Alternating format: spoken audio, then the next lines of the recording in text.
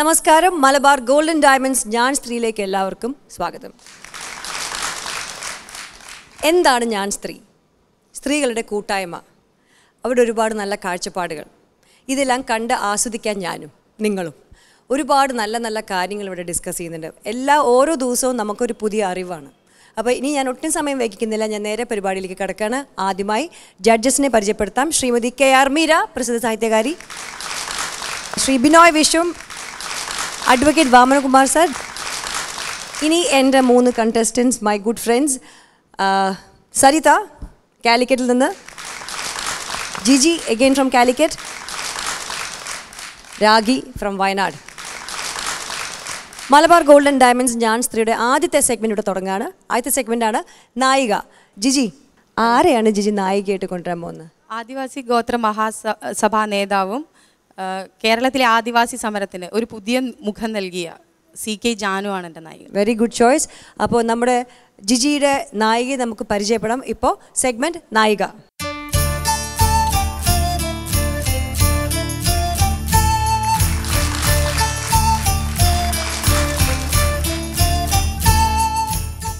ഞാൻ സ്ത്രീ എന്ന വേദിയിൽ ജിജിയുടെ നായികയായിട്ട് വരാൻ സംബന്ധിച്ച് വളരെ വളരെ സന്തോഷമുണ്ട്. ഈ ഒരു ഇതിൽ ഒരുപാട് വിമൻ ലീഡേഴ്സ് ഇതിൽ വന്നു പോയിട്ടുണ്ട്. അപ്പോൾ അതിൽ നമ്മളെപ്പോഴും വിചാരിച്ചൊരു ആളായിരുന്നു മാഡം. അപ്പോൾ വന്നതിൽ വളരെ സന്തോഷം. ജിജി, ഇനി ജിജിയുടെ സമയമാണ്.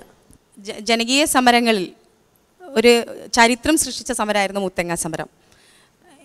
ഒരുപാട് ചർച്ചകൾക്കും പ്രതിഷേധങ്ങൾക്കും പരിഹാരങ്ങൾക്കും ഒക്കെ വേദിയായ ഒരു 10 വർഷം പിന്നീടാണ്. ഇപ്പോൾ ആ സമരം എവിടെ എത്തി നിൽക്കുന്നു?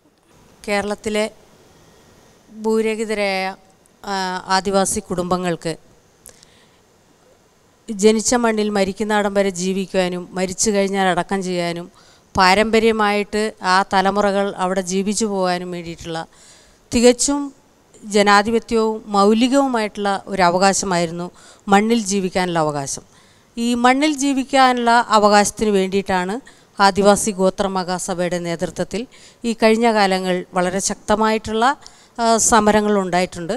ആ സമരങ്ങളുടെ ഫലമായിട്ട് കേരളത്തിലെ ഭരണാധികാരികളായിട്ട് ഒരു കരാറുണ്ടാക്കിയിട്ടുണ്ട്. ആ കരാർ അനുസരിച്ച് പല സ്ഥലങ്ങളിലും ഭൂമി വിതരണം ചെയ്യപ്പെട്ടിട്ടുണ്ട്. ഇന്ന് കേരളത്തിൽ 10-15,000-ഓളം ആദിവാസി കുടുംബങ്ങൾക്ക് 1 ഏക്കർ തുടങ്ങി 5 ഏക്കർ വരെ ഭൂമിയുടെ ലഭ്യത അനുസരിച്ച് പല സ്ഥലങ്ങളിലും ഭൂമി വിതരണം ചെയ്തിട്ടുണ്ട്. പക്ഷേ കേരളത്തിലെ ഇനിയും ഭൂരിഭാഗം ആദിവാസി ഈ കുടുംബങ്ങൾക്ക് ഇനിയും ഭൂമി ശരിക്കും കിട്ടാനുണ്ട്. ആ ഭൂമി കിട്ടുന്ന കാര്യത്തിൽ നിന്ന് ഗവൺമെൻറ് ചില സമയത്ത് സജീവമായിട്ട് വരികയും പിന്നീട് അത് പുറകോട്ട് പോവുകയും ചെയ്ത പശ്ചാത്തലത്തിൽ വീണ്ടും മുത്തങ്ങ പോലെയുള്ള ഒരു സമരത്തിലേക്ക് വരികയാണ് ഉണ്ടായിരുന്നത്. മുത്തങ്ങ പോലെയുള്ള ഒരു പ്രദേശത്തിനെക്കുറിച്ച് എല്ലാവർക്കും അറിയാം.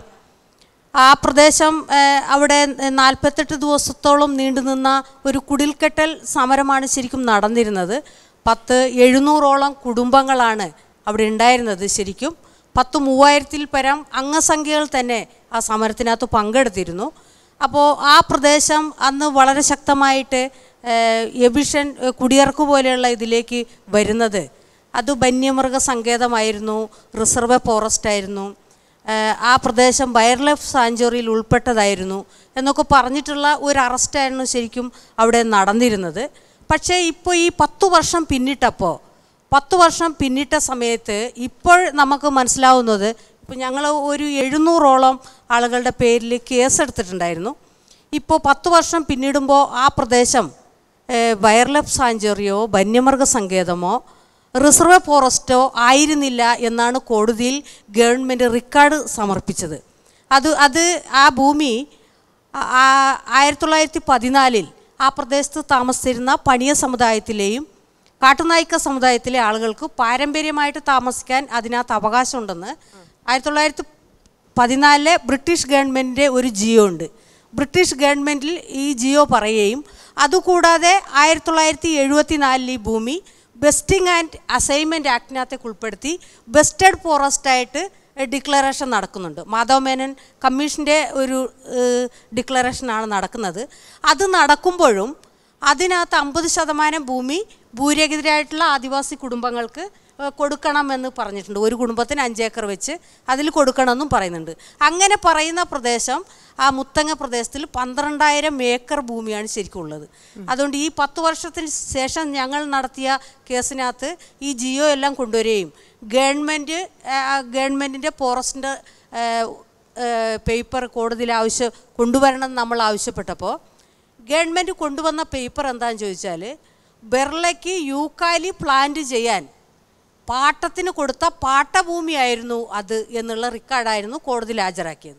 അതുകൊണ്ട് തന്നെ ഞങ്ങളുടെ പേരിൽ 700ഓളം ആളുകളുടെ പേരിലെടുത്ത വനത്തിൻ്റെ ആക്ട് അനുസരിച്ച്, അതായത് റിസർവ് ഫോറസ്റ്റിൻ്റെയും വന്യമൃഗ സങ്കേതത്തിൻ്റെയും വൈൽഡ് ലൈഫ് സാങ്ച്വറി ആക്ട് അനുസരിച്ചാണ് ഈ കേസ് എടുത്തിരുന്നത്. ഇത് ഫോറസ്റ്റ് അല്ലാത്തത് കൊണ്ട് ഞങ്ങളുടെ മുഴുവൻ കേസും തള്ളിപ്പോവുകയാണ് ചെയ്തത്. അതേസമയത്ത് തന്നെ പോലീസിൻ്റെ നേതൃത്വത്തിലെടുത്ത 7ഓളം ക്രൈം ഉണ്ടായിരുന്നു. അത് ശരിക്കും CBIക്ക് വിടുകയാണ് ചെയ്തത്.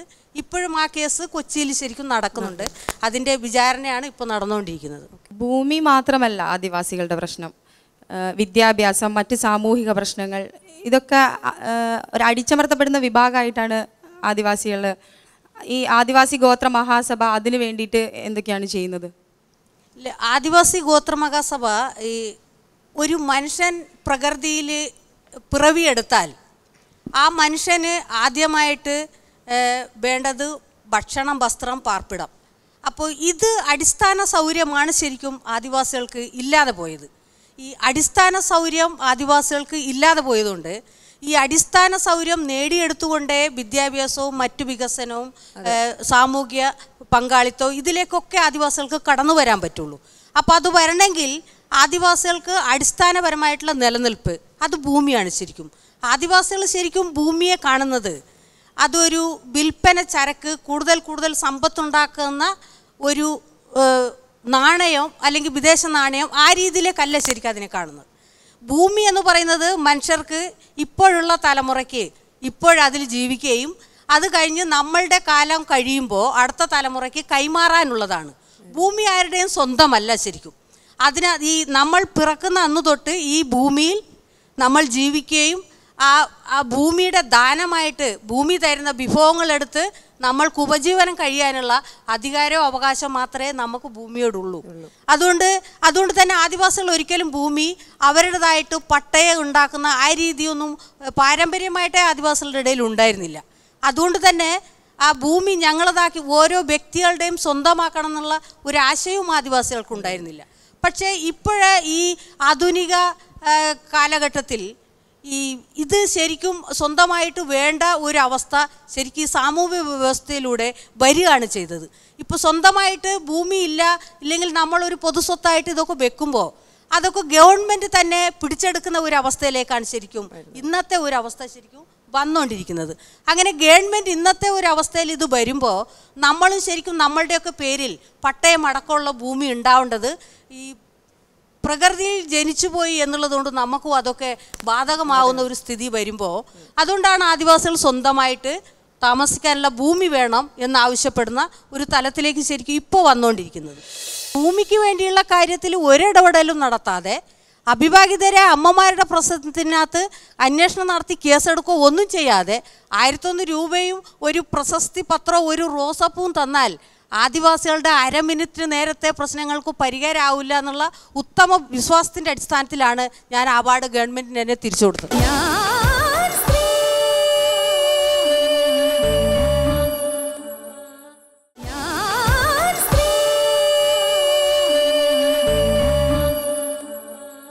Welcome back. You watching Malabar gold and diamonds. ഞാൻ സ്ത്രീ. ജഡ്ജസ്, ജാനുവിന് ഓർമ്മയുണ്ടാവുമെന്ന് എനിക്കറിയില്ല. നമ്മൾ ആദ്യമായിട്ട് കണ്ടത് ഉണ്ട്, അത് കോഴിക്കോട് സബ് ജയിലിൽ വെച്ചായിരുന്നു. ജാനുവിൻ്റെ മുഖം ഒന്ന് വീർത്തിരുന്നു മർദ്ദനെ വെച്ചിട്ട്. എനിക്ക് അന്നത്തെ ജാനുവിനോട് ഉണ്ടായ സ്നേഹം ഇപ്പോഴും ഉണ്ട്. എല്ലാം ഇന്നും ഉണ്ടായിട്ടുണ്ട്. നമ്മൾ ചിലപ്പോൾ ചില വിഷയങ്ങളിലൊക്കെ തർക്കിച്ചിട്ടുണ്ട്, വ്യത്യസ്ത അഭിപ്രായം ഉണ്ടായിട്ടുണ്ട്. എങ്കിലും ജാനു എന്ന് പറയുന്ന പോരാളിയായ ആദിവാസിയായ മഹിളാ നേതാവിനോട് സ്നേഹമുള്ളൊരു കമ്മ്യൂണിസ്റ്റ് പാർട്ടിക്കാരനായിട്ടാണ് ഞാൻ ഇരിക്കുന്നത്. ജാനു പറഞ്ഞ പല സംഭവങ്ങളും എനിക്ക് നേരിട്ട് ബന്ധമുള്ളതാണ്. ഇന്ത്യയിലെ ഏറ്റവും വലിയ വിഷയം ഭൂപ്രശ്നമാണ്. ആ ഭൂപ്രശ്നത്തിൽ ഏറ്റവും കൂടുതൽ കടന്നാക്രമിക്കപ്പെടുന്നതും ചൂഷണം ചെയ്യപ്പെടുന്നതും ആദിവാസി സമൂഹമാണ്. പുതിയ കാലഘട്ടത്തിൽ അവരുടെ മേലുള്ള ആക്രമണത്തിൻ്റെ ചൂഷണത്തിൻ്റെ സ്വഭാവത്തിന് മൂർച്ച കൂടിക്കൊണ്ടിരിക്കുകയാണ്. ഇന്ത്യയിലും കേരളത്തിലുമൊക്കെ സ്ഥിതി തന്നെയാണ്. കോർപ്പറേറ്റ് താല്പര്യങ്ങളും റിയൽ എസ്റ്റേറ്റുകാരും പണമുണ്ടാക്കാൻ വേണ്ടി പാഞ്ഞു നടക്കുന്നവരും എല്ലാം കൈവയ്ക്കാൻ ശ്രമിക്കുന്നത് ആദിവാസി ഭൂമിയുടെ മേലാണ്. അപ്പോൾ ആദിവാസികളുടെ ഭൂമിയുടെ കാര്യത്തിൽ എൻ്റെ അഭിപ്രായത്തിൽ ഒരു വലിയ മുന്നേറ്റമായിരുന്നു വനാവകാശ നിയമം. ആ നിയമം നടപ്പിലാക്കാൻ വേണ്ടി ശ്രമിച്ചൊരു ഗവൺമെൻറ്റാണ്, ഞാൻ കൂടി അംഗമായിരുന്ന ഗവൺമെൻറ്. എൻ്റെ അവകാശവാദം ഞാൻ യോജിക്കുന്ന എൻ്റെ വിശ്വാസം എനിക്കറിയില്ല, പക്ഷേ അത് ഗവൺമെൻറ് കുറേ ശ്രമിച്ചിട്ടുണ്ട്. ആത്മാർത്ഥതയ്ക്ക് ഞങ്ങൾക്ക് മുഴുവൻ മാർക്കും വേണമെന്ന് അവകാശപ്പെടും. ഞങ്ങൾ അതിനു വേണ്ടി ശ്രമിച്ചിട്ടുണ്ട് നല്ലവണ്ണം ആത്മാർത്ഥമായിട്ട്. പക്ഷേ ആ നിയമത്തിലെ ഒരു പരിമിതി, ആ നിയമം നടപ്പിലാക്കപ്പെടുന്ന ആ ദിവസം കൈവശമുള്ള ഭൂമി എത്രയോ ആ ഭൂമി എന്താണ് നിയമത്തിൽ പറയുന്നത്. അത് 5 ഏക്കറെങ്കിൽ 5 ഏക്കർ, 10 10 ഏക്കർ. പക്ഷേ നിയമപ്രകാരം പലപ്പോഴും ഉദ്യോഗസ്ഥന്മാർ പറയുന്നത് അവരുടെ കൈവശമുള്ള ഭൂമിയുടെ അളവ് തീരെ ചെറുതാണെന്നാണ്. അപ്പോൾ തീരെ ചെറുതായ ആ ഭൂമിയിൽ എങ്ങനെ ഒരു കുടുംബം ജീവിക്കുമെന്ന വിഷയമൊക്കെ ഞങ്ങൾ നേരിട്ടവരാണ്. അപ്പോൾ ഞങ്ങളുടെ സ്റ്റാൻഡ് എടുത്തത് നിയമം നടപ്പിലാക്കപ്പെടണം, അതേസമയം തന്നെ ആദിവാസികൾക്ക് മാന്യമായിട്ട് ജീവിക്കാനും അവർക്ക് കൃഷി ഇറക്കാനും പറ്റിയ അന്തരീക്ഷം ഉണ്ടാക്കണം എന്നൊക്കെയുള്ള ശ്രമത്തിൽ ഇനിയും മുമ്പോട്ട് പോകാനുണ്ടെന്ന അഭിപ്രായക്കാരാണ് ഞാൻ. അതിന് വേറെ മാർഗ്ഗമൊന്നുമില്ല. ആദിവാസികളുടെ ജാഗ്രത, ജനങ്ങളുടെ ജാഗ്രത, ഞങ്ങളുടെയൊക്കെ ജാഗ്രത, രാഷ്ട്രീയ പാർട്ടികളുടെ ജാഗ്രത, അതല്ല ഇനിയും നിർണായകമായിട്ടില്ലെങ്കിൽ വീണ്ടും ഇക്കാലം അത്രയും സംഭവിച്ച പോലെ തന്നെ ആദിവാസികൾ വീണ്ടും പുറകോട്ട് തള്ളി മാറ്റപ്പെടും എന്ന് ഭയപ്പെടുന്ന ഒരു ആളാണ് ഞാൻ. പിന്നെ ഇവിടെ പറഞ്ഞ കേസുകളുടെ കാര്യത്തിൽ ഒരു സ്റ്റാൻഡ് എടുത്തിരുന്നു. അത് ആദിവാസികൾക്ക് അനുകൂലമായിട്ടൊരു സ്റ്റാൻഡ് ആകണമെന്ന് വാശി പിടിച്ചിട്ടുണ്ട് ഞങ്ങൾ. പലപ്പോഴും മൊത്തങ്ങയെല്ലാം വളരെ അറിയാമല്ലോ, സെൻസിറ്റീവായ വിഷയമാണ്. പിന്നെ പോലീസുകാരൻ, വന ഉദ്യോഗസ്ഥൻ ഒക്കെ ആ കേസിൻ്റെ സ്വഭാവം അങ്ങനെയാണ്. എങ്കിൽ പോലും ആദിവാസികൾ പ്രതികളായ കേസുകളിൽ കൊലപാതക ശ്രമങ്ങൾ ഒഴികെയുള്ള, അല്ലെങ്കിൽ മൃഗങ്ങളെ വേട്ടയാടിയ സംഭവങ്ങൾ ഒഴികെയുള്ള ബാക്കി എല്ലാ കേസുകളും പിൻവലിക്കപ്പെടണമെന്നുള്ള തീരുമാനം കൈക്കൊണ്ട ഒരു നീക്കമായിരുന്നു നടത്തിയത്. അതിന് കുറേ ഫലമുണ്ടായിട്ടുണ്ട്, ഇനിയും കുറേ ഫലമുണ്ടാകാൻ ബാക്കിയുണ്ട്. എന്നാൽ ഞാൻ ചുരുക്കി പറയുന്നത്, മുന്നോട്ട് പോകേണ്ട ഒരു പോരാട്ടമാണ് ഈ പോരാട്ടം. ആ പോരാട്ടത്തിൽ ഇടതുപക്ഷവും ആദിവാസി സമൂഹവും തമ്മിൽ കുറച്ചുകൂടി ആഴമേറിയ പരസ്പര ബന്ധം വേണമെന്ന് ചിന്തിക്കുന്ന ഒരു ഇടതുപക്ഷക്കാരനാണ് ഞാൻ. അതിനോട് ഞാൻ യോജിക്കും എന്നാണ് എൻ്റെ വിശ്വാസം. യോജിക്കില്ലേ? ഇടതുപക്ഷവും ആദിവാസികളും കുറച്ചും കൂടെ ആഴമായിട്ടുള്ള ബന്ധത്തിലേക്ക് പോകണം എന്നുള്ള കാര്യത്തിൽ എനിക്ക് തർക്കമൊന്നുമില്ല. പക്ഷേ ഈ കഴിഞ്ഞ കാലങ്ങൾ അത്രയും ഈ ആദിവാസി മേഖലയിലുള്ള മുഴുവൻ ആളുകളും ഇടതുപക്ഷത്തിൻ്റെ ആളുകളായിരുന്നു. ശരിക്കും ഞാനടക്കമുള്ള ആളുകൾ അങ്ങനെ ഇടതുപക്ഷത്തിൻ്റെ ആളുകളായിട്ട് ഞങ്ങളെല്ലാവരും നിന്നപ്പോഴും ഈ ആദിവാസികളുടെ യഥാർത്ഥ പ്രശ്നങ്ങൾക്ക് ശാശ്വതമായിട്ടുള്ള ഒരു പരിഹാരം, അത് നേരിട്ട് അതിൻ്റെ ഗുണം ആദിവാസികൾ അനുഭവിക്കുന്ന തലത്തിലേക്ക് വന്നിട്ടില്ല എന്നുള്ളതാണ് ശരിക്കും വസ്തുത. അങ്ങനെ വരാത്തതിൻ്റെ പേരിലാണ് ശരിക്കും ഇപ്പോൾ ഈ CK ജാനുവിനെ പോലെയുള്ള ആളുകളൊക്കെ ഈ സമരരംഗത്തേക്ക് പോലും വരേണ്ടി വന്നത് എന്ന് ഖേദകരമായിട്ട് ഞാൻ ഇവിടെ പറയാൻ ആഗ്രഹിക്കുകയാണ്. ശരിക്കും ഇപ്പോൾ എല്ലാ രാഷ്ട്രീയ പാർട്ടികളും ഈ കാര്യത്തിൽ ഇടപെടുന്നില്ല, അല്ലെങ്കിൽ അതിന് പരിഹാരമുണ്ടാവുന്നില്ല, അങ്ങനെ അടച്ചാക്ഷേപിക്കാനൊന്നും ഞാൻ ആഗ്രഹിക്കുന്നില്ല.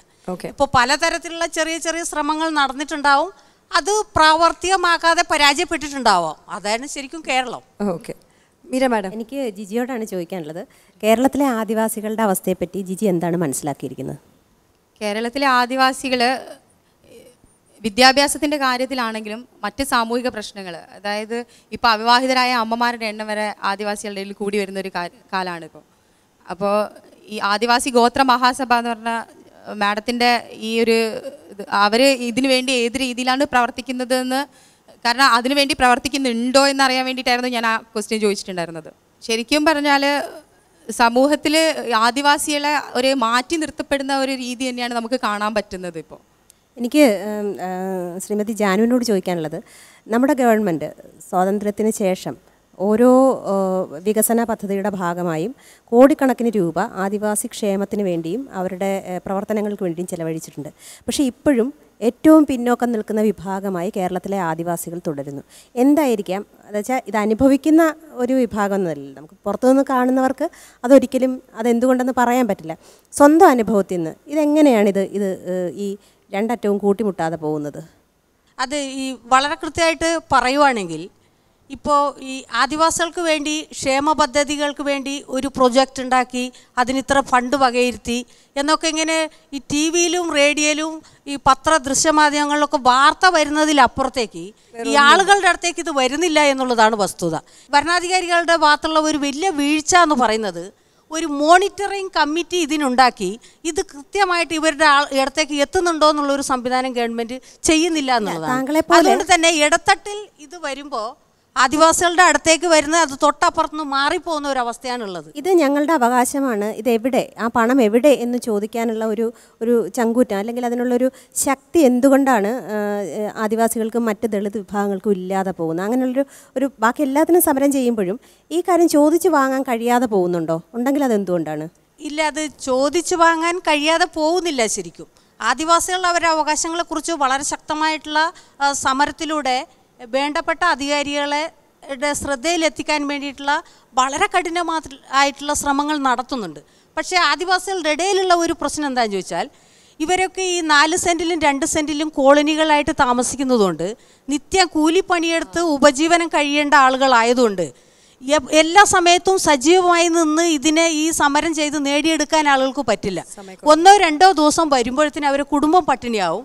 പിന്നീട് അവർ കുടുംബത്തിലുള്ള ആളുകൾക്ക് ഭക്ഷണം കൊടുക്കുന്ന പണിക്ക് വേണ്ടി പോകുന്ന ഒരു സ്ഥിതിയാണ് ശരിക്കും ഉണ്ടാകുന്നത്.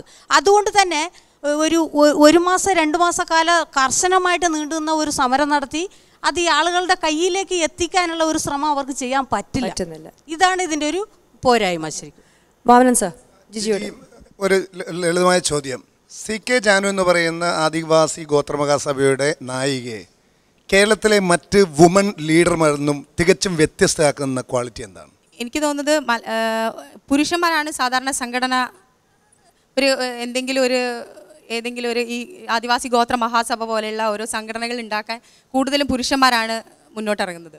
അപ്പം ഇത് സ്വന്തം സമുദായത്തിന് വേണ്ടിയിട്ട് ഒരു സ്ത്രീ തന്നെ അവരെ ഉന്നമനത്തിന് വേണ്ടിയിട്ട് അവർ തന്നെ പ്രയത്നിച്ച് അവർ ചെയ്യുന്ന ഓരോ കാര്യങ്ങൾ അത് തന്നെയാണ് എന്നെ ആകർഷിച്ച യാതൊരു ജനപിന്തുണയോ ഒന്നും ഉണ്ടായിരുന്നില്ല, രാഷ്ട്രീയ സാമൂഹിക പിന്തുണകളൊന്നും ഉണ്ടായിരുന്നില്ല അവർക്ക്. എന്നിട്ടും സ്വന്തം പ്രയത്നത്തിൽ അവരുടെ സമുദായത്തിന് വേണ്ടി വളരെ ആത്മാർത്ഥമായ രീതിയിൽ പ്രവർത്തിക്കാൻ ഇറങ്ങി തിരിച്ചൊരു വ്യക്തി, അത് തന്നെയാണ് എന്നെ ആകർഷിച്ച ഒരു കാര്യം. ഒരു മെന്റർ ഇല്ലാതെ ഒരു ഗൈഡ് ഇല്ലാതെ സ്വമേധയാണ് ഏറ്റെടുത്തത്. അത് തന്നെയാണ് എൻ്റെ മനസ്സിലുണ്ടായിരുന്നത്. ആവശ്യത്തിന് വിദ്യാഭ്യാസമോ അതിനെ പറ്റിയുള്ള കാര്യങ്ങളോ ഒന്നും അറിയാതെയാണ് അവരുടെ സമുദായത്തിന് വേണ്ടിയിട്ട് ഇറങ്ങി തിരിച്ചത്. ശ്രീമതി ജാനുവിനോട് ഒരു ചെറിയ ചോദ്യം. ഞാൻ അങ്ങയെക്കുറിച്ച് വായിച്ചപ്പം കേട്ടിട്ടുണ്ട്, സർക്കാർ നൽകിയ ഒരു അംഗീകാരം, ഒരു അവാർഡ് ഒരിക്കൽ തിരിച്ചു കൊടുക്കുകയോ മടക്കി കൊടുക്കുകയോ ചെയ്തു കേട്ടിട്ടുണ്ട്. ഇതിപ്പോൾ പത്മ അവാർഡുകൾക്കും സിനിമാ അവാർഡുകൾക്കും വേണ്ടിയിട്ട് മനുഷ്യൻ എന്തും ചെയ്യുന്നൊരു കാലത്തിൽ അങ്ങനെ ഒരു അംഗീകാരവും ഒരു അവാർഡും തിരിച്ചു കൊടുക്കേണ്ട ഒരു സാഹചര്യം എന്തായിരുന്നു? അങ്ങനെ അതിനെ പ്രേരിപ്പിച്ചൊരു വികാരം എന്തായിരുന്നു? അങ്ങനെ ഉണ്ടായിരുന്നുണ്ടോ ഒരു സംഭവം? ഉണ്ടായിരുന്നു. ശരിക്കും 1994 ഏറ്റവും നല്ല പട്ടികവർഗ സാമൂഹ്യ പ്രവർത്തകർക്കുള്ള അംഗീകാര അവാർഡ് ശരിക്കും സർക്കാർ തന്നത്. അപ്പോൾ ആ അവാർഡ് തരുന്ന സമയത്ത് ഞാൻ വളരെ ശക്തമായിട്ട് സമരരംഗത്തായിരുന്നു. ശരിക്കും അത് ഈ ഭൂമിക്ക് വേണ്ടിയുള്ള സമരവും അവിവാഹിതരായ അമ്മമാരുടെ പ്രശ്നമായിരുന്നു ആ സമരത്തിൽ ഉന്നയിച്ചിരുന്ന ഒരു വിഷയം. അപ്പോൾ ഈ സമരത്തിലൂടെയാണ് ശരിക്കും ഞാൻ അറിയപ്പെടുകയും സാമൂഹ്യ പ്രവർത്തകയാണ് എല്ലാവരും അറിയുകയൊക്കെ ചെയ്തിരുന്നത്. അപ്പോൾ ആ സമരത്തിൻ്റെ അറിയപ്പെട്ടതിലൂടെ ഗവൺമെൻറ് എനിക്ക് ശരിക്കും ചെയ്തത് 1001 രൂപയും ഒരു പ്രശസ്തി പത്രവും അടങ്ങുന്ന ഒരു അവാർഡാണ് ശരിക്കും തന്നത്. പക്ഷേ ഈ അവാർഡ് ഞാൻ സ്വീകരിച്ചാൽ ഞാൻ സമരം ചെയ്തത് ഈ മനുഷ്യർ മണ്ണിൽ ജീവിക്കാനുള്ള മൗലിക അവകാശത്തിനും അവിവാഹിതരെ അമ്മമാർ ഇനി ഉണ്ടാവരുത് അതിനു വേണ്ടിയുള്ള നിയമ നടപടികൾ സ്വീകരിക്കണമെന്ന് ആവശ്യപ്പെട്ടായിരുന്നു സമരം ചെയ്തത്. ഇതിനെ ഈ ഭൂമിക്ക് വേണ്ടിയുള്ള കാര്യത്തിൽ ഒരിടപെടലും നടത്താതെ അവിവാഹിതരെ അമ്മമാരുടെ പ്രശ്നത്തിനകത്ത് അന്വേഷണം നടത്തി കേസെടുക്കുകയോ ഒന്നും ചെയ്യാതെ 1001 രൂപയും ഒരു പ്രശസ്തി പത്രവും ഒരു റോസപ്പൂവും തന്നാൽ ആദിവാസികളുടെ അരമിനിറ്റ് നേരത്തെ പ്രശ്നങ്ങൾക്ക് പരിഹാരമാവില്ല എന്നുള്ള ഉത്തമ വിശ്വാസത്തിൻ്റെ അടിസ്ഥാനത്തിലാണ് ഞാൻ അവാർഡ് ഗവൺമെൻറ്റിന് തന്നെ തിരിച്ചു കൊടുത്തത്. ഓഡിയൻസ്, ആദിവാസികളുടെ ഉന്നമനത്തിനായി പ്രവർത്തിക്കുന്ന ഒരാളെന്ന നിലയിൽ നമ്മുടെ കേരളത്തിലെ ആദിവാസികൾ എത്രത്തോളം വളർന്നിരിക്കുന്നു, അല്ലെങ്കിൽ ഇനി എത്ര വളരാനുണ്ട്? ഇല്ല, ഇപ്പോൾ ആദിവാസികളുടെ ഉന്നമനത്തിന് വേണ്ടി മാത്രമുള്ള ഒരു പ്രവർത്തനമെന്ന് ശരിക്കും ഇതിനെ പറയാൻ പറ്റില്ല. അതിൻ്റെ കാരണം എന്താണെന്ന് ചോദിച്ചാൽ ആദിവാസികളിപ്പോൾ സമരം ചെയ്യുന്നത് ഭൂമി, ആ പ്രദേശത്തുള്ള കാട്, ആ പ്രദേശത്തുള്ള വെള്ളം, ആ തോട് നദി എല്ലാം അതേപോലെ നിലനിൽക്കണം എന്നാവശ്യപ്പെട്ടിട്ടുള്ള ഒരു സമരമാണ് ശരിക്കും ചെയ്യുന്നത്. അപ്പോൾ ആദിവാസികൾക്ക് അവിടെ ഭൂമി കിട്ടി, അതിനകത്ത് ആദിവാസികൾ ഭക്ഷ്യയോഗ്യമായിട്ടുള്ള വിഭവങ്ങൾ ഉൽപ്പാദിപ്പിച്ച് ഒരു കുടുംബത്തിനകത്തുള്ള 4-5 അംഗങ്ങൾ അവരുടെ ആവശ്യത്തിനുള്ള വിഭവങ്ങൾ അവിടെ എടുത്തു വെച്ച് ബാക്കിയുള്ള വിഭവം മൊത്തം തൊട്ടടുത്തുള്ള മാർക്കറ്റിലേക്ക് കൊണ്ടു കൊടുക്കുകയാണ്. ഇന്ന് രാസവളം ഉപയോഗിച്ച സാധനം തമിഴ്നാട്ടിൽ നിന്നും കർണാടകത്തിൽ നിന്നും നമ്മുടെ ഇവിടെ കൊണ്ടുവന്ന് 10-15 രൂപയ്ക്ക് നമ്മൾ ഓരോ കിലോയ്ക്ക് മേടിക്കുമ്പോൾ ആദിവാസികൾ തികച്ചും ജൈവപരമായിട്ട് അവിടുത്തെ പച്ചിലകളും ചാണകങ്ങളും ഇട്ട് കൃഷി ചെയ്ത് അത് അവരുടെ ആവശ്യത്തിന് ഉപയോഗിച്ച് ബാക്കി തൊട്ടടുത്തുള്ള മാർക്കറ്റിൽ അത് 6 രൂപയ്ക്ക് മാർക്കറ്റിൽ കൊണ്ട് ആദിവാസികൾ അത് കൊടുക്കുമ്പോൾ അത് തൊട്ടടുത്തുള്ള ആളുകൾ അത് 7 രൂപയ്ക്കും 8 രൂപയ്ക്കും മേടിച്ച് ഭക്ഷണം കഴിക്കുമ്പോൾ മുഴുവൻ മനുഷ്യൻ്റെയും ജീവൻ നിലനിർത്താൻ വേണ്ടി നടത്തുന്ന ഒരു സമരമാണ് ശരിക്കും ആദിവാസികൾ നടത്തിക്കൊണ്ടുവരുന്നത്. അതിനെ പക്ഷേ അത്ര വിശാലമായ രീതിയിൽ നമ്മൾ അതിനെ കാണുകയും ഇതിൻ്റെ ഭാഗമായി തീരാൻ നമ്മളൊക്കെ ഒരുമിച്ച് വരികയും ചെയ്യുന്നതിലപ്പുറത്തേക്ക് നമ്മളെപ്പോഴും ഒരു സമരം നടത്തുമ്പോൾ അത് ഏതെങ്കിലും ഒരു ജാതിയുടെ ഏതെങ്കിലും ഒരു വിഭാഗത്തിൻ്റെ അല്ലെങ്കിൽ ഏതെങ്കിലും ഒരു സമുദായത്തിൻ്റെ ആക്കി അതിനെ ഒറ്റ തിരിച്ച് മാറ്റി നിർത്തി ആ സമരം വിജയത്തിലേക്ക് കലാശിപ്പിക്കാതെ അതിനെ പരാജയത്തിലേക്ക് എത്തിച്ച് ഇനി ഒരാളും ഇത്തരം രംഗത്തേക്ക് വരരുത് എന്നുള്ള രീതിയിലേക്ക് അതിനെ സമീപിക്കുന്ന ഒരു സമീപനമാണ് കേരള സംസ്കാരത്തിൽ നമ്മൾക്കുള്ളത്. ശരിക്കും ഇതല്ല ശരിക്കും വരേണ്ടത്. ഇപ്പോൾ ആദിവാസികൾ അവിടുത്തെ കാട് വേണം, മണ്ണ് വേണം, അവിടുത്തെ ജലം വേണം എന്ന് പറയുമ്പോൾ ആദിവാസികൾ ആ താമസിക്കുന്ന പരിസരത്തിലൂടെ ഒഴുകി വരുന്ന നദിയിലുള്ള വെള്ളം ആദിവാസികൾ എടുക്കുന്നത് ഒന്ന് കുളിക്കാനും ഈ ചെറിയ 2 കലങ്ങളിൽ ആ വെള്ളമെടുത്ത് അവരുടെ ഭക്ഷണം പാകം ചെയ്ത് കഴിക്കാനുമാണ്. പക്ഷേ ആ നദി ഒഴുകുന്ന മുഴുവൻ പ്രദേശത്തുള്ള ആളുകൾ ആദിവാസി അല്ലാത്തവർ പവറുള്ള പമ്പ് സെറ്റുകൾ സംഘടിപ്പിച്ച് അത് വെച്ച് വ്യാപകമായ രീതിയിൽ കൃഷിയിടങ്ങളിലേക്ക് വെള്ളമടിച്ച് കൂടുതൽ കൃഷികൾ ഉൽപ്പാദിപ്പിച്ച് കൂടുതൽ സമ്പത്ത് അതിലുണ്ടാക്കുവാണ്. അപ്പോൾ ഈ സമരം ആദിവാസികൾ നടത്തി ഈ നദീനെയും ഈ കാടിനെയും ആ മണ്ണിനെയും സംരക്ഷിച്ചതോടുകൂടി ഈ കൂടുതൽ വിഭവങ്ങളും കൂടുതൽ സമ്പത്തും അതിലൂടെ അവരുടെ കുടുംബങ്ങൾ തന്നെ ഡെവലപ്പ് ചെയ്ത് കുട്ടികളെ അമേരിക്കൻ യൂണിവേഴ്സിറ്റിയിൽ അയച്ച് വിദ്യാഭ്യാസം ചെയ്യിപ്പിക്കാനുള്ള ഇത്തരം തലത്തിലേക്ക് ഇത് വികസിപ്പിച്ച് കൊണ്ടുവരുന്ന പണിയാണ് ശരിക്കും ആദിവാസികൾ ചെയ്യുന്നത്. അതിപ്പോൾ ഏറ്റവും താഴെത്തട്ടിലുള്ള ആദിവാസികൾ ഇത് ഏറ്റെടുത്തു, അത് ചെയ്തു എന്നുള്ളത് മാത്രമാണ് ശരിക്കും ഇതിന് കാണാൻ പറ്റുന്നത്. ഇത് ശരിക്കും ഈ മനുഷ്യരായിട്ട് പ്രവിയെടുത്ത മുഴുവൻ മനുഷ്യൻ്റെയും ജീവിത നിലനിൽപ്പിന് വേണ്ടി നടത്തുന്ന ഒരു സമരമാണ്. അത് ആദിവാസി സമരമായിട്ട് അതിനെ മാറ്റി നിർത്തി ഒറ്റപ്പെടുത്തി പരാജയപ്പെടുത്താതെ മുഴുവൻ മനുഷ്യൻ്റെയും ജീവൻ നിലനിർത്തുന്ന സമരമായി ഇതിനെ നമ്മളൊക്കെ മനസ്സിലാക്കുകയും ആ സമരത്തിലേക്ക് മുഴുവൻ ആളുകളുടെ പങ്കാളിത്തം ഉണ്ടാവുകയും ചെയ്യണമെന്നാണ് ശരിക്കും നമുക്കിതിലൂടെ പറയാനുള്ളത്. വളരെ ശരിയാണ് പറഞ്ഞത്. ഈ കാടിൻ്റെയും പുഴകളുടെയും യഥാർത്ഥ സംരക്ഷകന്മാർ ആദിവാസികൾ തന്നെയാണ്. അവരുടെ ബോധത്തിലും ചോരയിലുമുണ്ട് ഇത് സംരക്ഷിക്കപ്പെടേണ്ടതാണെന്ന്. ഈ ബോധമൊന്നുമില്ലാതെ പുഴകളെയും കാടിനെയും എല്ലാം കൊള്ളക്കുള്ള ഉപാധിയായിട്ട് കാണുന്നവരാണ് ഇന്ന് പല സ്ഥലങ്ങളിലും പിടിമുറുക്കിക്കൊണ്ടിരിക്കുന്നത്. കാട്ടിലെ തടി വെട്ടുന്ന വീരന്മാർ, അന്യായമായിട്ട് ഭൂമി കയ്യേറാൻ വരുന്ന കയ്യേറ്റക്കാർ, അവരെല്ലാം പലപ്പോഴും സംസാരിക്കുന്നത് ആദിവാസിയുടെ പേരിലാണ്. ആദിവാസിയുടെ മറ പിടിച്ചുകൊണ്ട് ഇത്തരം താല്പര്യങ്ങൾ കേരളത്തിൻ്റെ പല ഭാഗത്തും രംഗത്തിറങ്ങാൻ ശ്രമിക്കുന്നുണ്ടെന്ന് സത്യമാണത്. നമുക്ക് ജാഗ്രത പുലർത്തിയാൽ മതിയാകും. രണ്ടാമത്തെ കാര്യം, എൻ്റെ അഭിപ്രായത്തിൽ ഈ ആദിവാസികളുടെ വിഷയങ്ങൾ ആദിവാസികളുടെ മാത്രമല്ല, സമൂഹത്തിൻ്റെ പൊതുബോധമായിട്ട് പതുക്കെ മാറുന്നുണ്ട്. ഒറ്റപ്പെട്ടൊരു സമൂഹമല്ല. അവകാശബോധം എന്ന് പറയുന്നത് ആദിവാസി സമൂഹത്തിൽ ഇന്ത്യയിലെമ്പാടും ശക്തിപ്പെടുന്നുണ്ട്. ഇനിയും ഒത്തിരി മുമ്പോട്ട് പോകണം. പക്ഷേ പഴയതുപോലെയല്ല അവർ നിൽക്കുന്നത്. അവർക്കിപ്പോൾ ഒരു സംഘടിത ബോധമുണ്ട്. പക്ഷെ അവർക്ക് മിത്രങ്ങളുമുണ്ട്. ആ മിത്രങ്ങളെ മുഴുവൻ കണ്ടെത്തിക്കൊണ്ട് നമുക്ക് കുറച്ചുകൂടെ വിശാലമായിട്ടുള്ള വലിയ പ്രസ്ഥാനം കെട്ടിപ്പടുക്കാൻ സമയമായില്ലേ? കൂടെ നിൽക്കാൻ ഒരുപാട് പേരുണ്ടാകും. പിന്നെ ഫണ്ടുകളുടെ കുറവില്ല. ആദിവാസിയുടെ ക്ഷേമത്തിന് വേണ്ടെന്ന് പറയുന്ന ഫണ്ടിന് കുറവേ ഇല്ല. പക്ഷെ ജാനു പറഞ്ഞ മാതിരി ഈ ഫണ്ടെല്ലാം തട്ടിക്കൊണ്ടു പോകുന്നു ഇടനിലക്കാർ. ഈ കൊള്ളക്കാരിൽ നിന്ന് ആദിവാസിക്ക് വേണ്ടി മാറ്റിവെക്കപ്പെട്ട എല്ലാ പണവും അവിടെ എത്തണം എന്നുറപ്പാക്കാൻ, അവർക്ക് അവകാശപ്പെട്ട ഭൂമിയുടെ അവകാശമടക്കം എല്ലാം ഉറപ്പ് വരുത്താൻ ജാനുവൊക്കെ മുൻകൈ എടുത്താൽ അതിന് ഫലമുണ്ടാകും. എൻ്റെ അഭിപ്രായം മുൻകൈ എടുക്കണം എന്നാണ്. അവിടെ പഴയ തർക്കങ്ങൾ, സംശയങ്ങൾ അതെല്ലാം കുറച്ച് വേറെ വേണ്ടുവോളം ഉണ്ടെങ്കിൽ പോലും നമുക്ക് ആ വഴിക്ക് നോക്കണം. കാരണം സൈഡ് ടൈം സമയം ഒരുപാട് വൈകിയിരിക്കുന്നു. ജഡ്ജസ് ജിജിക്കുള്ള മാർക്ക്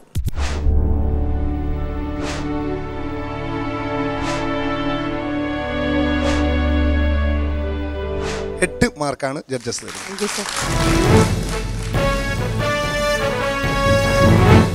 നായിക എന്ന സെഗ്മെൻറ്റ് ജിജിക്ക് കിട്ടിയത് 8 മാർക്കാണ്.